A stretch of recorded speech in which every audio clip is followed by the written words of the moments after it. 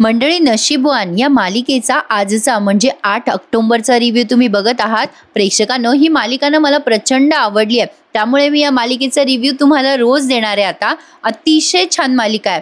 सुरुवातीला आपण बघतोय हा नागेश्वर उठून बसतो, त्याला काहीतरी भास झालाय की बाहेर कोणीतरी आहे आणि बाहेर असतो प्रभास. नागेश्वर उठून बघतो इकडे तिकडे, तर त्याला कोणी दिसत नाही, कारण प्रभास असा हळूच त्या खंब्याच्या आड लपून राहतो. पण प्रभास जास्ती वेळ लपू शकत नाही बरं का प्रेक्षकांनो. आता हा नागेश्वर त्याला बघतोच. सुरुवातीला त्याला वाटतं की आपल्याला भास होत आहे की काय, या गुरुजीने येडं केलंय मला, काहीही भास होत आहे याच्या पायी, असं नागराज पुटपुटत असतो. आता असं म्हणून तो पुन्हा त्याच्या खोलीत जायला निघतो, तर काय, आता प्रभास त्याला असा मागून दिसतो ना, आणि मग प्रभासही घाबरतो आणि त्यापेक्षा जास्ती नागेश्वर घाबरतो.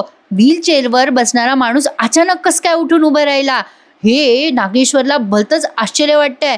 आणि आता प्रभास पटकन पळ काढतो. नागेश्वरने बघता क्षणीच प्रभासला त्याचा जीव मुठीत धरून तिथून पळून जावं लागतं. काही झालं तरी या प्रॉपर्टीची मालकीन प्रभासला इथे परत आणायची आहे आणि तिचं हक्काचं घर तिला परत द्यायचं आहे. आणि त्या प्रॉपर्टीची मालकीन दुसरी तिसरी कोणी नसून गिरिजा आहे. तर बघा, आता इकडे हा गेलाय प्रभास दरवाजा लावून आणि बाहेरून त्याने कडी लावली आहे. नागेश्वर आता ओरडतो, त्याच्या माणसांना आवाज देतो आणि म्हणतो की जा पकडा त्या प्रभासला, त्याने कडी लावली आहे बाहेरून, जा लवकर. इकडे या गिरिजाचे वडील म्हणजे ज्याने तिला सांभाळलंय तो व्यक्ती खूप दारू पिऊन येतो आणि आल्या आल्या खूप ओकार्या करत असतो. त्याला प्रचंड त्रास होत असतो पोटामध्ये आणि वेदना होत असतात. आता ही उठते आणि विचार करते, बापूस पण ना ऐकतच नाही आणि किती दारू पितो, आता त्याला त्रास व्हायला लागलाय. इकडे नागेश्वरच्या हातातून प्रभास सटकलाय, त्यामुळे नागेश्वरला आलंय टेन्शन. गिरिजा इकडे तिच्या वडिलांना म्हणते की बा, अरे आराम कर रे, तुला मी काढा देऊ का, म्हणजे तुला बरं वाटेल बघ. गिरिजाने पटकन त्याला काढा करून पाजलाय, त्यामुळे त्याला थोडा आराम तर मिळतो, पण त्याच्या पोटातला पेन कमी होत नाही, म्हणजे त्रासदायक वेदना त्याला खूप होत असतात. इकडे बघा, हा प्रभास अंधाऱ्या रात्री पळालाय आणि आता पळत पळत तो एका देवीच्या मंदिराजवळ जातो, जे या मालिकेत नेहमी दाखवलंय. आता प्रभासच्या मागे या नागेश्वरची माणसं लागली आहेत हात धुवून. नागेश्वरने झालेला सगळा प्रकार त्याच्या बहिणीला सांगितलाय. त्याची बहीण पण अगदी त्याच्यासारखीच आहे बरं का प्रेक्षकांनो, थोडक्यात सांगायचं तर गुंडी. आणि या मालिकेच्या पात्राबद्दल आपण बोलतोय बरं का. मालिकेचे पात्र कथानक अतिशय दमदार आहे आणि त्यातनं सगळे कलाकार म्हणजे माइंड ब्लोईंग आहेत प्रेक्षकांनो. आता तो नागेश्वर ओरडतो त्याच्या बहिणीवर आणि म्हणतो, हे काय आहे दीदी, तो प्रभास असा कसा उठून बसला, तुम्ही सगळी काळजी घेत होतात ना त्याची. आता त्यावरती दीदी म्हणते, मी तर काळजी घेत होते, पण तुझी बायको देत होती ना त्याला सगळे औषधं. वासंतीवरती शंका आली आहे आता त्या रुद्रच्या आत्याला. ती म्हणते, ही वासंती तीच द्यायची ना औषधं प्रभासला, विचार तिला. आता नागेश्वर आलाय वासंतीकडे आणि वासंतीला घाबरवतोय, धमकवतोय. इकडे त्यांनी मध्येच प्रभासचा पळण्याचा थरार दाखवलाय.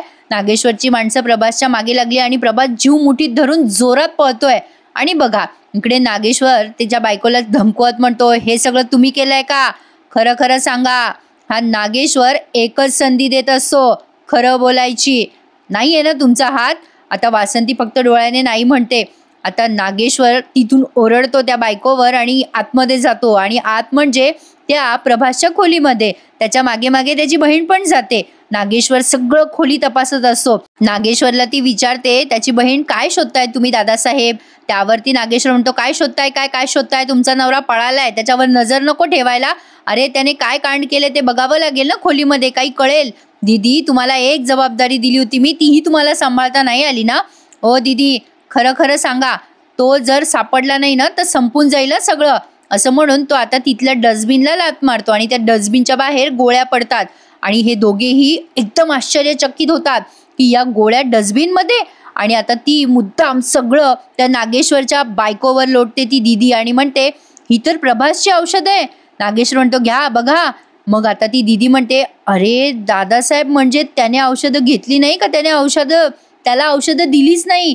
आता मात्र नागेश्वर त्याच्या बायकोवर रूख धरतो आणि आता त्याच्या बायकोला कसा त्रास देतो बघा. तत्पूर्वी त्यांनी पुन्हा एकदा हिचा सीन दाखवलाय. प्रेक्षकांनो, मालिकेमधली नावं काही माझ्याकडनं चुकून घेतली गेली असतील किंवा चुकली असतील तर मला कमेंटमध्ये सांगा. मी रिसेंटलीच ही मालिका बघायला सुरुवात केली आहे, पण मला खूप आवडली आहे या मालिकेची स्टोरी. पिंकी नावाची मालिका होती ना, बस अगदी तशीच मालिका आहे बघा ही, एकदम इंटरेस्टिंग. आता गिरिजा खूप टेन्शनमध्ये आणि आता तिला वाटतंय तिच्या वडिलाला आपण दवाखान्यात घेऊन जायला हवं, म्हणजे त्याच्या पोटात खूप पेन होत असतं. म्हणून आता ती विचार करते डॉक्टरकडे जाऊन औषध घेऊन येते आणि मग बाहेर निघते घराच्या. खूप रात्र झालेली असते. तेवढ्यात तिला येतो रुद्रचा फोन. रुद्रला ती प्रभास नावाने जाणते प्रेक्षकांनो, कारण रुद्र तिला तिचं खरं नाव आणि आयडेंटिटी सांगत नाही. आता फोन आल्या आल्या गिरिजा म्हणते, एवढ्या रात्री तुम्ही फोन केलात प्रभास?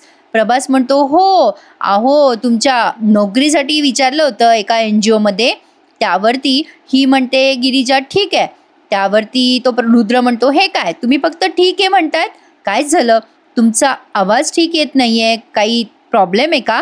त्यावर गिरिजा म्हणते, ॲक्च्युली ना प्रभास, बाबांची तब्येत ठीक नाही आहे. मग रुद्र म्हणतो, मी येऊ का घरी? काळजी नका करू, मी येतो. मग गिरिजा म्हणते, नाही नाही तुम्ही नका येऊ, त्याची गरज नाही आहे, मी जातीये दवाखान्यात. रुद्र म्हणतो, नक्की ना? काही प्रॉब्लेम असेल तर मी येतो. काही अशी अडचण आली तर सांगत जा ना मला, मदत लागली तर सांगत जा. त्यावरती गिरिजा म्हणते, माहिती आहे मला, तुम्हाला माझ्या आईने पाठवलंय ना. यांच्यामध्ये छान असं संवाद वगैरे मस्त झाले तर प्रेक्षकांना आतापर्यंत. गिरिजा त्याला म्हणते, मला कधीही मदत लागली तर मी तुम्हाला हक्काने फोन करेल. Good night. आता इकडनं रुद्र म्हणतो, हो स्वीट ड्रीम्स. आणि आता पुढे तो काही बोलणार असतो, तेवढ्या तिकडे गिरिजाने फोन कट केलाय. आता हा पुढे काहीतरी बोलत असतो रोमॅन्टिक होऊन, स्वप्नात मला, आणि त्याच्या लक्षात येतं की हिने फोन कट केलाय आणि तो स्वतःलाच म्हणतो, अरे यार कट केला हिने फोन. असो, आता गिरिजा स्वतःच्या मनाशीच बोलते, काय गोड माणूस आहे हा, माहीत नाही कोण आहे, कुठून आलाय, पण याच्याशी बोललं ना की खूप छान वाटतं. प्रभास खूपच चांगला माणूस आहे, असं ती स्वतःच्याच मनाशी बोलत असते त्याचा फोन ठेवल्यावर. आणि बघा प्रेक्षकांनो, इकडे या नागेश्वरला त्याच्या बायकोवर शंका आली आहे. नागेश्वरला असं वाटतंय की त्याची बायको त्याच्या माघारे काहीतरी कटकारस्थानं करतीये त्याच्या बाबतीत. काय आहे ना, भीतीपोटी ब्रह्मराक्षस म्हणतात ते तसं. नागेश्वर हा एक खूप मोठा गुंड आहे आणि त्याने खूप सारे खून करून ह्या सगळ्या प्रॉपर्टीवर कब्जा केला आहे. मालिकेची पूर्वकथा तुम्हाला माहिती असेल असं अनुसरून मी पुढची कथा सांगतेय. नागेश्वर त्याच्या बायकोचा हात पिळत म्हणतो, तुम्हाला चान्स दिला होता खरं बोलायचा. नागेश्वर आता खोट्याला माफी देणार नाही असं म्हणून तो जोरात त्याच्या बायकोला ढकलतो पायरीवरनं खाली. आणि त्याच्या बायकोच्या अंगठ्याला, म्हणजे त्या वासंतीच्या अंगठ्याला खूप जोरात लागलेलं असतं. आणि तेवढ्यात तिथे रुद्र येतो आणि म्हणतो, आई साहेब. आणि तो त्याच्या वडिलांकडे बघतच राहतो. एका क्षणाला असं वाटलं की या नागेश्वरचं खरं रूप रुद्र समोर आलं असावं. रुद्र या नावाचं जे कॅरेक्टर आहे ना प्रेक्षकांनो, काय स्टेबल दाखवलंय त्यांनी. अतिशय प्रेमळ मुलगा दाखवलाय. म्हणजे हा त्याचा वडील म्हणजे एक नंबरचा मोठा गुंड, आणि हा रुद्र इतका प्रेमळ दाखवलाय त्यांनी, अगदी त्याच्या आईसारखा. आता तो त्याच्या आईजवळ जात म्हणतो, आई साहेब काय झालं तुम्हाला, अशा कशा पडल्या? नागेश्वरकडे बघतो रुद्र आणि म्हणतो, हे काय बाबा, आई साहेब इथे पडल्या आणि तुम्ही त्यांचा हात सुद्धा धरला नाही. काय ग आत्या, तू पण इथे उभी आहेस ना, काय झालं, आई साहेब अशा कशा पडल्या? आता ही आत्या अतिशय डॅम्बिश दाखवली आहे बरं का प्रेक्षकांनो. हिने त्या रुद्रला त्याच्या आईपासून कायमच दूर ठेवलंय. आता ती निमित्त करते. आता रुद्र जेव्हा चिडतो आणि म्हणतो, सांगता का कोणी मला काय झालंय, आत्या सांगतेस का ग? आता मात्र ती रडायला लागते आणि म्हणते, अरे अरे प्रभास पळून गेला रे, रुद्र प्रभास पळून गेला. आता ती जेव्हा असं बोलते तेव्हा रडायला लागते. तेव्हा रुद्र तिच्या जवळ येतो आणि म्हणतो, पळून गेले म्हणजे? आता ती रडायला लागते, पडायला लागते, ऍक्टिंग करते रडायची आणि म्हणते, समजतच नाहीये रे, अचानक व्हीलचेअरवरून उठून पळून गेले रे. वहिनी पकडायला गेली होती त्यांना आणि वहिनी पडल्या रे अचानक, आणि मोठ्याने रडते, मला काही सुधरतच नाहीये रे. रुद्र म्हणतो, आत्या रडू नकोस ग. आणि बघा आता म्हणते, कुठे गेले असतील रे प्रभास. आता तरी पण रुद्रला हे आत्याचं बोलणं काही पटत नाहीये.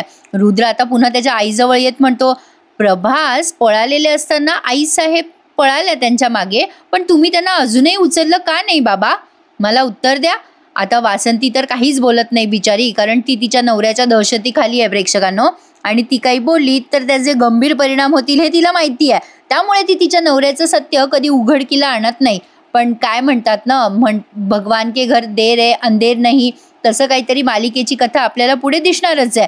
आता नागेश्वर त्याच्या मुलाला उत्तर देतो आणि म्हणतो, असं काय करता रुद्र, अहो आता आई तुम्हाला सांगितलं ना तुमच्या आत्याबाईनं, आम्हाला काही सुधरायच्या आत या पळाल्या प्रभासच्या मागे आणि तुम्ही इथे अवतरलात.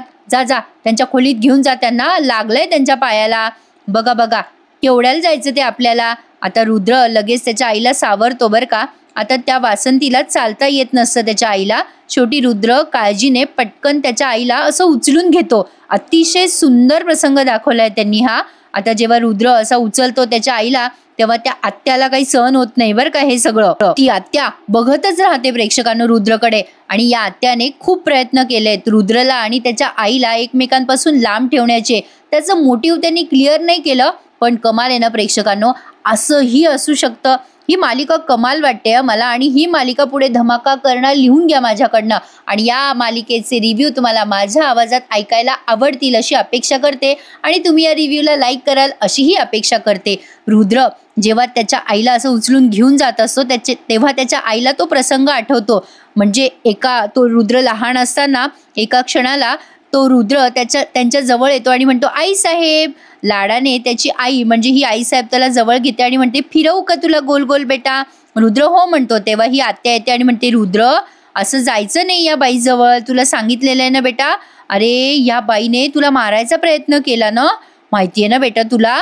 आता ती आत्या जेव्हा असं सांगत असते तेव्हा त्या आईच्या काळजाला काय वाटत असेल विचार करा.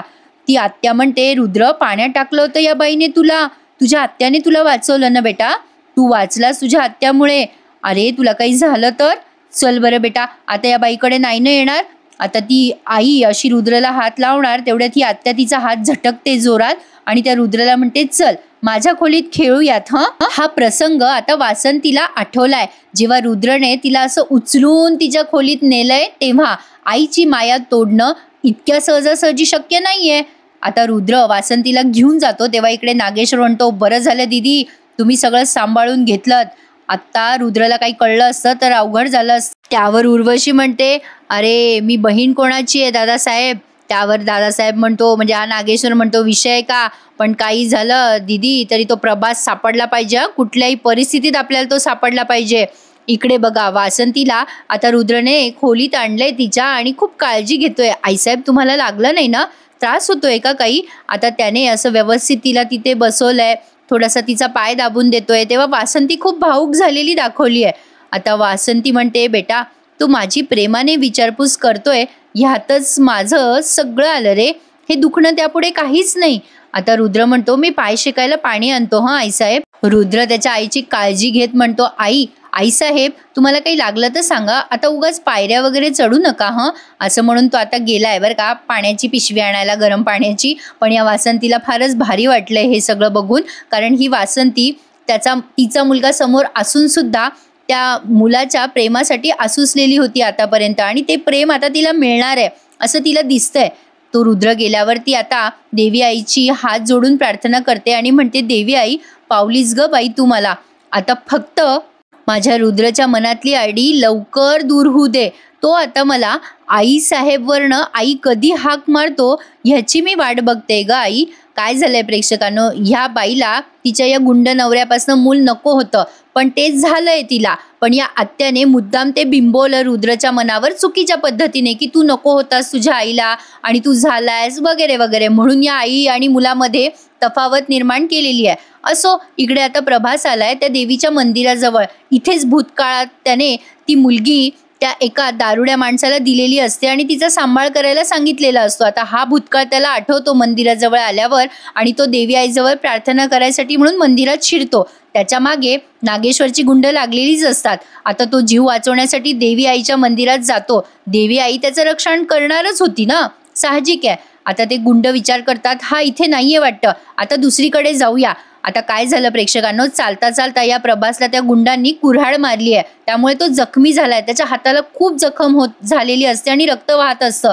आता तो त्या देवीच्याच मंदिरात तिथेच बसतो आणि त्याला रात्री झोप लागते. आता सकाळी सकाळी तिथे गिरिजा आली आहे आणि देवी आईला प्रार्थना करते आणि म्हणते, देवी आई तुला कटाळा येत असेल ना ग माझा, रोज रोज मी इथे येते, तुला सारखी सारखी आळवते. देवी आई मी रोजच तुझ्याकडे तक्रार करत असते असं वाटत असेल ना ग तुला, पण काय करू देवी आई, अगं मला तरी कोण आहे दुसरं तक्रार करायला. बाबांची तब्येत बरी नाहीये, त्यांच्यासाठी औषधं आणायला चालली आहे ग आई, आता आशीर्वाद दे आणि माझ्या बाबांना लवकर बरं कर. आता अशी ती प्रार्थना करते देवी आईला. तेवढ्यात तिला कोणाच्या तरी विव्हळण्याचा आवाज येतो. आता तिथे मागे प्रभास बसलेला असतो प्रेक्षकांनो. आता प्रभास मनातल्या मनात विचार करत असतो, देवी आई एक डाव मला त्या घराची खरी मालकीन मिळू दे देवी आई, मला मला त्या पोरीला भेटू दे, माझी एवढी इच्छा पूर्ण कर, असं तो विवळत असतो. आणि तेवढ्यात या गिरिजाला आवाज येतो प्रभासचा.